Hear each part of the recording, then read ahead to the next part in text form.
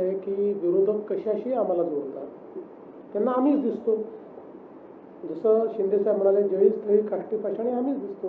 विरोधी पक्षनेता घोषित करण्याचा अधिकार सरकारचा नाही, तो अधिकार हा सभापती आणि अध्यक्षांचाच आहे. तुम्ही चुकीच्या ठिकाणी प्रश्न विचारताय. याचा निर्णय घेणारे आम्ही नाही, याचा निर्णय घेणारे सभापती आणि अध्यक्षच याचा निर्णय घेऊ शकतात. त्याचा निर्णय आम्ही घेऊ शकत नाही.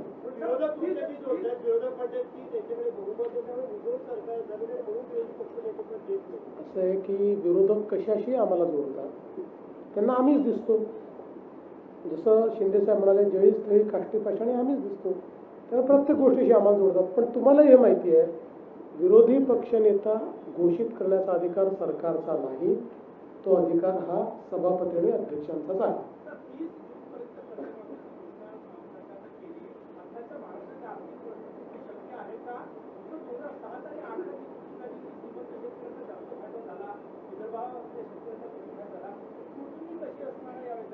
असं आहे की आता परवडो का न परवडो, एकदा करायचं ठरलं तर करायचं, त्याचा फार विचार करायचा नसतो.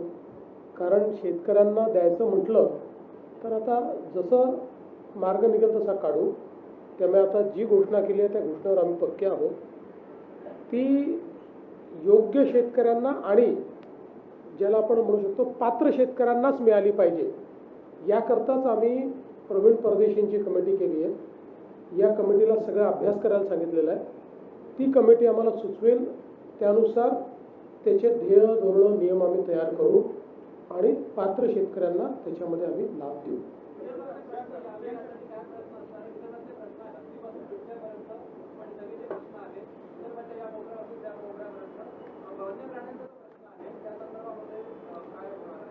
निश्चितपणे वन्य प्राण्यांच्या प्रश्नावरही आम्ही समर्पक उत्तर देऊ. कारण त्या संदर्भात एक पॉलिसी आपण तयार केलेली आहे. वाघाच्या संदर्भातली पॉलिसी तयार केली आहे, हत्तीच्या संदर्भातली तयार केली आहे, बिबट्यांच्या संदर्भातली केली आहे. तर त्याचं योग्य उत्तर हे आपण त्या ठिकाणी देऊ.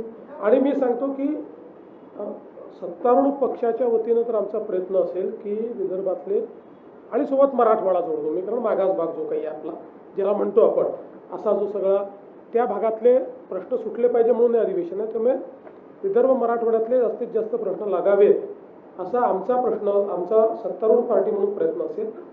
तसंच विरोधी पक्षांनी प्रयत्न करावा.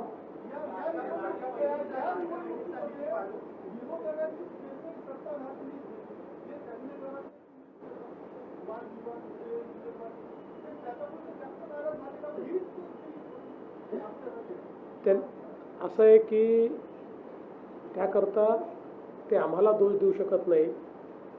हा सर्वस्वी त्यांचा दोष आहे. याचं कारण बघा, नगरपालिकेची निवडणूक ही कार्यकर्त्यांची निवडणूक असते